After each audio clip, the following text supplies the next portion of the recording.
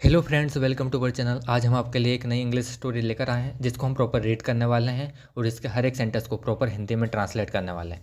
तो आज की हमारी इस इंग्लिश स्टोरी का टाइटल है फेमिलियरिटी एंड्स फियर। फेमिलियरिटी का मतलब होता है परिचित होना, परिचित होने से डर दूर हो जाता है।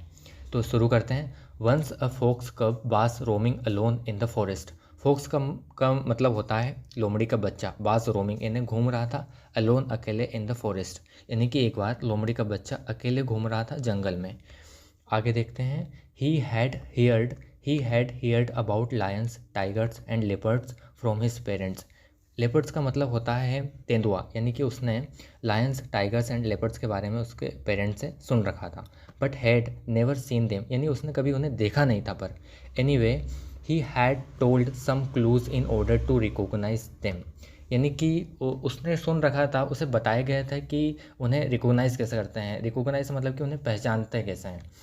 The fox cub, the fox cub knew that lion has thick and long hair on his neck. उसे पता था, वो जानता था कि जो लॉयन है उसके थिक एंड लॉन्ग हेयर्स होते हैं उसके नेक यानी गर्दन पर।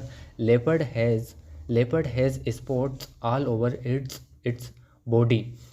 स्पॉट्स का मतलब होता है धब्बे। लेपर्ड्स, वो जानता था कि लेपर्ड्स के पूरी बॉडी पर स्पॉट्स यानी कि धब्बे होते हैं। While a tiger has stripes on its body. Tigers has stripes, stripes का मतलब होता है धारियाँ।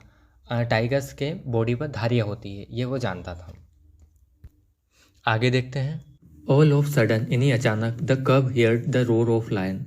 उसने अचानक, ऑल ऑफ सडन यानी अचानक, कब हियर्ड यानी उसने सुना, रोर ऑफ लायन यानी लायन की उसने दहाड़ सुनी। He was extremely scared and hide होगा यहाँ पर, hide himself behind a bush, यानी उसने एक्सट्रीम मतलब कि वो डर गया, और हाइड हिमसेल्फ यानी खुद को छुपाया, बिहाइंड अ बुश, बुश का मतलब होता है झाड़ी, झाड़ी के पीछे छुपाया खुद को। सून यानी जल्दी, द लायन अपीयर्ड यानी कि सामने आया लायन, एंड द कब वाज ऑलमोस्ट हाफ डाइड, यानी कि वो जो कब था, जो लोमड़ी का बच्चा था, वो ऑलमोस्ट हाफ डाइड मतलब कि वो एक हिसाब से बहुत ज़्यादा डर गया था, यानी कि अधमरा हो गया था एक हिसाब से। सीइंग हिज फियरफुल आई, उसकी जो फियरफुल यानी कि भयानक आंखों को देखकर। फ्यू डेज लेटर, कुछ दिन बाद, the cub saw the lion once again, यानी कि कुछ दिन बाद जो कब है लोमड़ी का बच्चा, उसने फिर उस लायन को देखा।